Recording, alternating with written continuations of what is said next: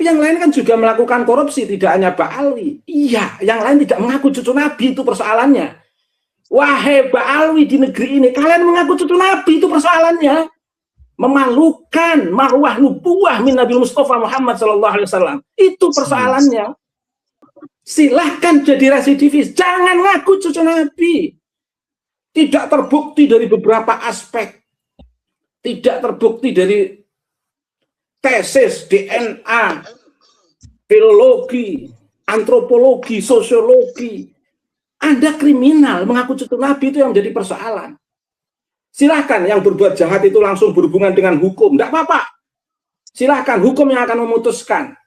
Umat beragama ini, umat Islam tidak akan tersakiti.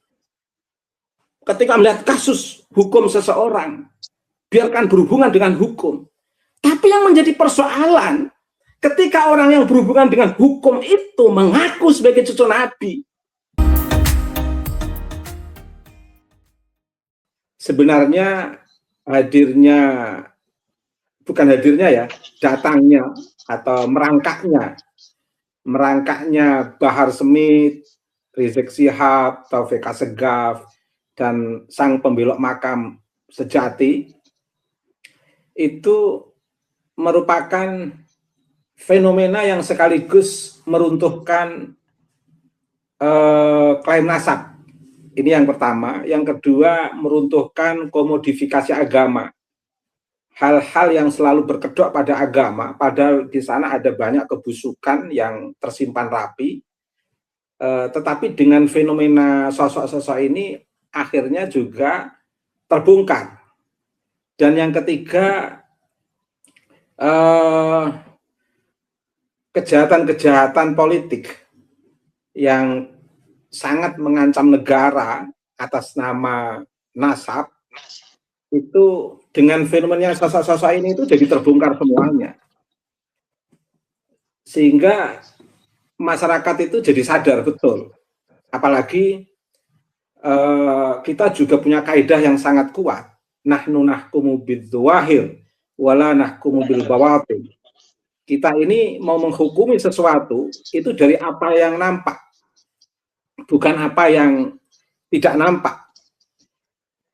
Sehingga kalau kita mau menghukumi sosok Ba'alwi itu dengan zahir itu sudah cukup. Sehingga sosok Ba'alwi ini tidak bisa dilegitimasi lagi dengan cara husnudzon, tidak bisa dilegitimasi lagi dengan cara rujukan pakar fikih. Kan ada yang masih hidup sekarang ini dikenal sebagai pakar fikih, tapi cara menghukumnya tidak dengan zahir. Padahal ciri seorang ahli fikih itu kalau menghukumi dengan bayan. Bayan itu langsung terkait langsung dengan konteks, realitas, zahir, bukan batin. Dan juga yang lebih repot, ada beberapa tokoh agama yang real melihat keempat tokoh ini, Bahar, Rizik, Taufik Assegaf, dan kawan-kawan, itu masih saja dengan sistem keyakinan dan kepercayaan, itu menurut saya juga konyol dan sangat prematur cara pendekatan edukatif ke masyarakat dalam memahami sosok para Ba'alwi di Indonesia.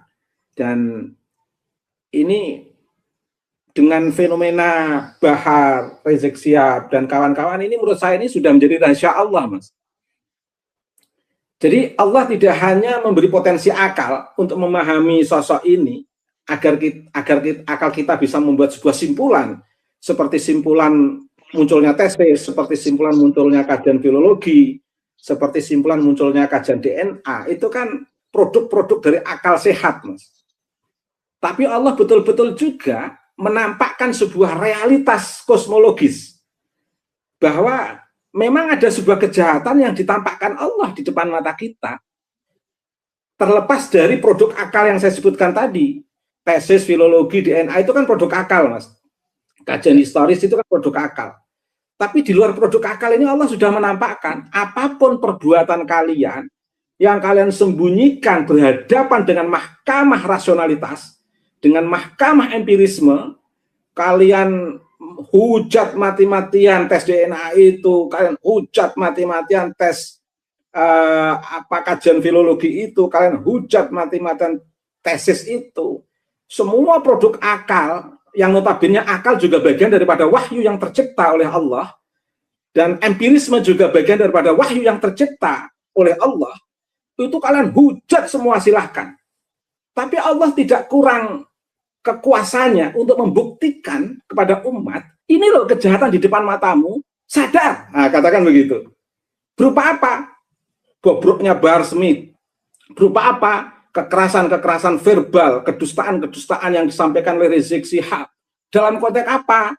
Dalam konteks sikapnya yang tidak malu ngaku bahwa Wali Songo itu Ba'alwi, sementara seluruh catatan tidak membuktikan itu. Dan dalam terkait dengan sosok pembelok makam yang membungkus rapi kejahatannya sebagai tokoh sufi dunia, katakan begitu. Tapi ini loh, nampak di depan mata. Allah tidak hanya menggerakkan akal kita untuk memproduksi, mengukur secara presisi, secara rasional, tidak hanya menggerakkan empirisme kita secara hisiat dalam konteks data di lapangan, bagaimana memproduksi produksi yang bisa diukur itu secara ilmiah, baik filologi, tesis, historis maupun DNA. Allah tidak hanya menunjukkan itu. Oke, ditunjukkan dalam konteks wahyu yang tercipta, kalian belum sadar. Akhirnya Allah juga menunjukkan sebuah fakta kejadian di luar nalar Anda. Ini realitasnya. Ada juga Habib yang sampai 2 triliun itu, Asegaf, siapa itu? Taufik Al-Jufri. Taufik Al-Jufri misalnya. Ini fakta. Taufik Al-Jufri, ya. Ini fakta. Terus ada yang mengatakan, tapi yang lain kan juga melakukan korupsi, tidak hanya Ba'alwi. Iya, yang lain tidak mengaku cucu Nabi, itu persoalannya. Wahai Ba'alwi di negeri ini, kalian mengaku cucu Nabi, itu persoalannya. Memalukan marwah nubuwah min Nabi Mustafa Muhammad SAW. Itu persoalannya. Silahkan berbuat jahat, tapi jangan ngaku cucu Nabi. Silahkan jadi residivis,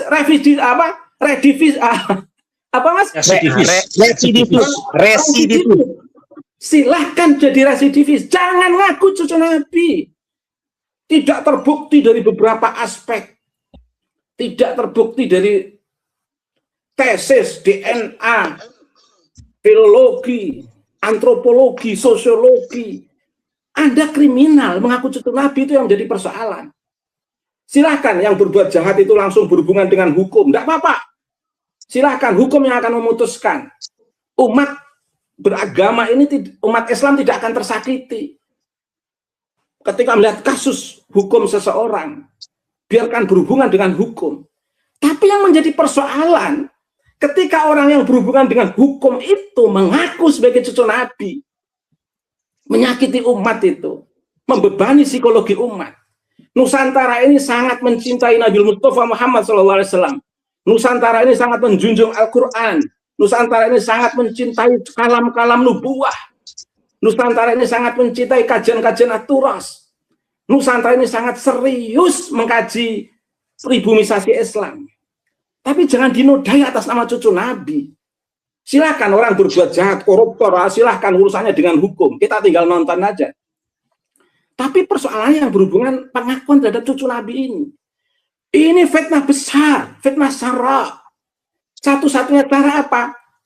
Menutup satu pembelajaran penting kepada umat, Ba'alwi tidak ada hubungannya dengan cucu Nabi. Titik. Biar apa? Biar kejahatan yang dari hari per hari telah mereka tontonkan tidak membebani umat. Saya ingin juga ada flashback untuk para kiai-kiai yang masih husnudzon, yang masih menganggap Ba'alwi itu cucu Nabi. Sadar, umat butuh kenyamanan psikologis dalam beragama. Umat butuh kenyamanan psikologis mengikuti Islam, ajaran Islam sebagai agama yang ya'lu wa la yu'al alaih, yang mulia. Islam sebagai agama damai, Islam sebagai agama yang membebaskan, Islam sebagai agama yang mencerahkan. Jangan dikotori oleh residivis itu. Kalau menolak fitnah itu wajib. Kalaupun masih mencintai, masih menganggap Pak Alwi itu adalah cucu Nabi, karena ini demi menolak fitnah, katakan secara publik mereka bukan cucu Nabi, meskipun batin kalian semua menganggap mereka cucu Nabi. Bagi yang masih menganggap Pak Alwi cucu Nabi, tapi bagi yang sudah betul-betul nahkumu bil dzawahir wala nahkumu bil bawatin, menghukumi sesuatu dari aspek yang nampak, bukan aspek yang tidak nampak, ya lebih baik. Karena betul-betul menganggap Pak Alwi bukan cucu Nabi, tidak hanya dari perspektif menolak fitnah, tapi juga dari perspektif ilmiah. Tapi paling tidak, para muhibbin yang tidak percaya kajian ilmiah, tapi paling tidak juga percaya menolak fitnah itu kewajiban. Ini fitnah, sosok yang memfitnah marwah nubuwah, marwah kenabian, dibiarkan. Ini kan problem. Kalaupun tidak percaya kerja ilmiah, karya-karya ilmiah, tesis, filologi, DNA, antropologi, sosiologi, kurang apanya? Banyak data yang membuktikan mereka bukan cucu Nabi. Kalaupun masih keras kepala menganggap Mbak Ali adalah cucu Nabi, ambillah titik menolak fitnah itu adalah wajib demi umat, biar tidak ada beban psikologis terhadap kejadian demi kejadian. Ambil dari pendekatan menolak fitnah. Menolak fitnah itu wajib.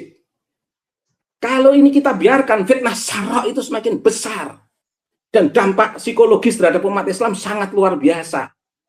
Nah, ini mukadimah saya, Mas Terli. Ada beberapa kajian ilmiah yang nanti saya sampaikan. Bahkan lebih panjang juga nggak apa-apa, karena waktu kita leluasa sore pagi ini. Monggo, sebagai pengantar aja, Mas.